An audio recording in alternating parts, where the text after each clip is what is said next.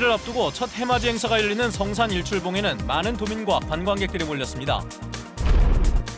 새해에는 공영주차장 요금이 오르고 다자녀 가정의 방과 후 학교 수강비가 전국에서 처음으로 지원됩니다.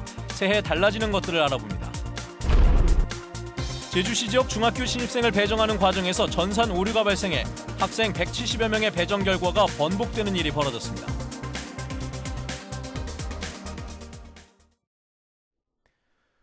네, 시청자 여러분, 다사다난했던 2018년 잘 보내셨는지요? 올해 마지막 뉴스데스크 제주를 시작하겠습니다. 새해 첫 해맞이 행사가 열리는 성산 일출봉에는 벌써부터 많은 인파가 몰려 있다고 합니다. 현장에 취재 기자가 나가 있는데 연결해 보도록 하죠. 김항섭 기자, 지금 축제장 분위기는 어떻습니까? 네, 저는 지금 성산 일출 축제가 열리는 현장에 나와 있는데요. 밤이 깊어질수록 온도가 크게 떨어진 데다 찬바람까지 불면서 쌀쌀한 날씨를 보이고 있습니다. 하지만 새해를 맞이하려는 도민과 관광객들이 모여들면서 축제 분위기는 점점 더 달아오르고 있습니다. 제 뒤로 보이는 무대에서는 축하 공연이 한창 진행되고 있는데요. 잠시 후 자정에는 새해 맞이 카운트다운과 함께 무군의 애국을 담은 달집을 태우는 행사가 진행됩니다. 이어 2019년을 맞이하는 화려한 불꽃이 밤하늘을 수놓으면서 축제 분위기는 최고조에 이를 것으로 보이는데요. 일출봉 정상에서 새해 첫 해돋이를 보며 소원을 빌 수 있도록 내일 새벽 6시부터 탐방객들의 등정이 시작되는데 안전을 위해 1,500명으로 제한됩니다. 성산 일출봉이 내일 아침 해 뜨는 시각은 7시 37분입니다. 제주 지역은 내일 흐릴 것으로 예보됐지만 일출봉을 찾은 사람들은 구름 사이로나마 새해 첫 해돋이를 볼 수 있기를 기대하고 있습니다. 지금까지 성산 일출봉 축제장에서 MBC 뉴스 김항섭입니다.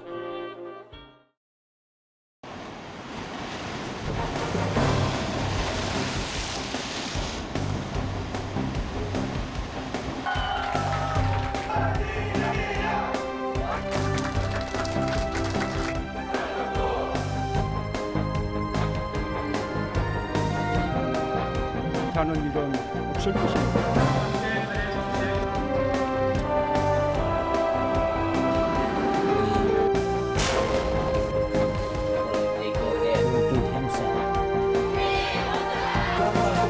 인도적 치료를 하기로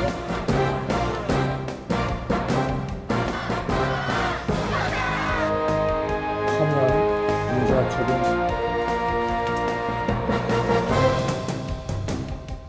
제주를 돕는 제가 모두 안 죽은 이사님이 가서 이야기하겠다고.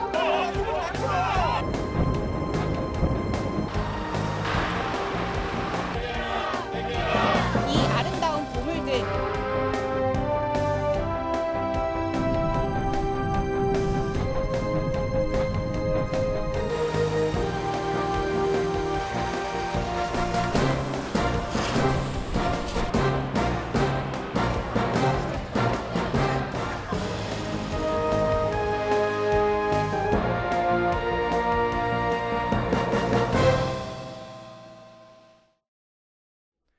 네, 정말 다사다난했던 한 해였습니다. 새해에는 제주 도민들에게 모두 행복한 일만 있기를 기원하도록 하겠습니다. 자, 새해가 들어가면 달라지는 것들이 있는데요. 먼저 공영주차장 요금이 크게 오르고 부설주차장 설치 기준도 대폭 강화가 됩니다. 또 다자녀 가정에는 방과 후 학교 수강비와 학생들의 4대 질병 치료비도 전국에서 처음으로 지원됩니다. 새해에 달라지는 내용들 오승철 기자가 정리를 해드립니다. 공영주차장 이용요금은 처음 30분은 무료지만 이후 15분마다 500원씩으로 최고 갑절 올랐습니다. 하루 주차, 월정기 주차 요금도 비슷한 수준으로 조정됐고 전기차에 대해서도 50%의 요금이 부과됩니다. 다만 주차요금 50% 감면 대상에 4.3 희생자와 유족, 국가유공자 등이 포함됐습니다. 숙박시설과 문화시설, 단독주택의 부설주차장 설치 기준도 대폭 강화됐습니다. 공영주차장 요금이 인상이 되고 부설주차장 설치 기준이 강화됩니다. 공영주차장 요금은 99년도 제정된 이후에 쭉 변동이 없어 왔고요. 이번에 처음으로 물가 상승률이라든가 주차장 관리 유지비 등을 고려를 해서 제주공항의 보안 검색은 훨씬 수월해집니다. 사전에 손바닥 정맥과 지분을 등록하면 신분증 없이 국내선 항공기를 탈 수 있고 새 장비가 도입돼 2월부터는 노트북과 액체류의 엑스레이 검색을 위해 가방을 열 필요가 없어집니다. 블록체인 부동산 종합 공부 시스템이 제주에만 시범적으로 도입되면서 부동산 담보대출을 받을 때 은행이 블록체인 기술이 적용된 디지털 정보를 확인하기 때문에 부동산 관련 서류를 내지 않아도 됩니다. 자녀 셋 이상인 가정의 초중고교 학생에게 1인당 60만 원씩 방과 후 학교 수강비가 전국 최초로 지급됩니다. 하반기부터는 소아암 등 중증 질병을 앓고 있는 학생에게 치료비가, 중학교 신입생에게는 교복비가 지원됩니다.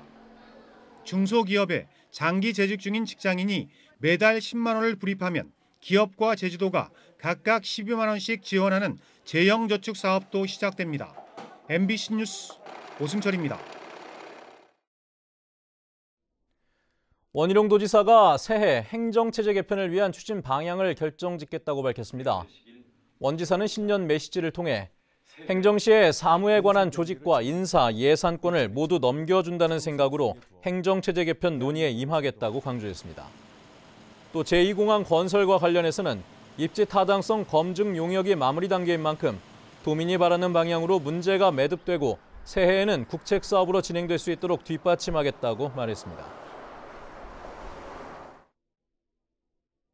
제주시 동지역 초등학교 학생들의 경우 통학거리를 고려해 집과 가까운 중학교로 우선 배정하는 제도가 있습니다. 그런데 전산 배정 과정에서 오류가 발생해 학생 170여 명의 배정 결과가 번복됐습니다. 학부모와 학생들의 혼란을 가져왔다는 비판 피하기 어려울 것 같습니다. 이소연 기자의 보도입니다. 제주 시내 한 초등학교 6학년 교실. 방학 중인데도 학생들이 나와 새로 배정된 중학교 통지서를 받았습니다. 자신의 집과 가까운 중학교로 선택 지원한 학생은 52명입니다. 지난 금요일에 배정 결과가 나왔는데 52명 모두 같은 학교에 배정되자 학부모와 학교 측에서 문제를 제기했고 오늘 재배정된 겁니다. 아무리 이건 상식적으로 생각해도 확률적으로 따져보면요. 우리가 괜히 수학을 배우겠습니까? 어떻게 전산적으로 100%의 한쪽으로 이렇게 쏠릴 수가 있어요. 그건 확률적으로도 상식적으로도 이해할 수가 없는 문제였죠. 이처럼 제주 시내 중학교에 선택 지원한 546명 가운데 31%인 172명이 원래 배정된 학교와 다른 학교로 재배정됐습니다. 동부권의 88명, 서부권의 84명이고 중부권은 변동이 없습니다. 이 같은 문제는 관리업체가 전산 배정 과정에서 학교 코드를 잘못 입력해 발생한 것으로 드러났습니다. 단순한 오류였습니다. 제주시 교육청에만 있는 좀 특이한 케이스이기 때문에 그 부분만 지금 그 오류가 발생이 된 거고요. 그 외 부분은 작년과 동일하게 이제 돌았기 때문에 선택 지원이 가능한 대부분의 학교에서 똑같은 문제가 발생했는데도 교육당국은 제대로 확인하지 않고 발표해 혼란을 키웠습니다. 학교에서 그 문제를 발견한 것이죠. 해당 업체에서 배정을 하면 저희들이 일일이 확인을 좀 하면서 해야 되지만 그런 점에 대해서는 저희들 조금 부족하다고 하는 점에 대해서는 인정을 합니다. 교육청은 내년부터 초등학교 교사를 중심으로 전산 배정 결과 확인팀을 구성해 운영하겠다는 대책을 내놨습니다. 하지만 뒷북 행정이란 비난을 면하기는 어려운 상황입니다. MBC 뉴스 이소연입니다. 다음은 희망 2019 나눔 캠페인 성금을 보내주신 분들입니다.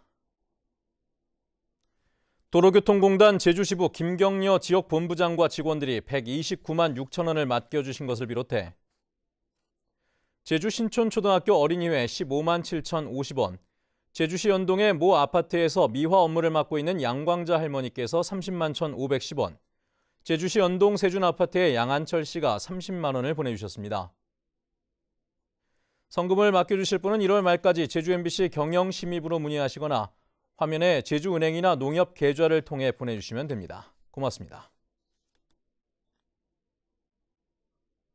제주녹색당은 오늘 제주도청 앞에서 기자회견을 열고 원희룡 도지사의 일방적인 도정 운영을 막기 위해 시민과 함께하는 천막 당사를 운영하겠다고 밝혔습니다.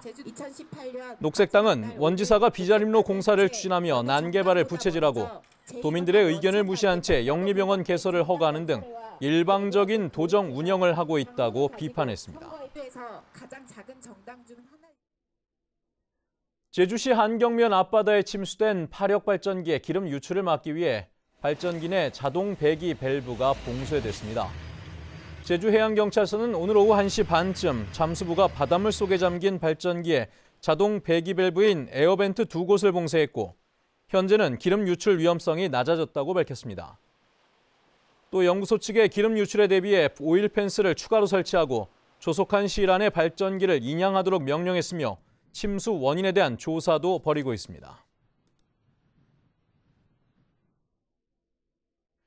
네, 저희 제주문화방송은 내일자로 기존의 2국 6부의 조직을 3국 7부 1센터로 개편하고 새 사옥 건설 관련 업무를 맡을 신사옥 건설 추진단도 신설했습니다. 이에 따라 경영기술국장 겸 신사옥 건설 추진단장의 고석범, 콘텐츠 제작국장 겸 라디오 아나운서 부장의 문경희, 보도국장 겸 편집부장의 현재훈, 콘텐츠 제작부장의 김지은, 취재부장의 김현선, 그리고 박재정 부장을 영상센터장에 발령했습니다.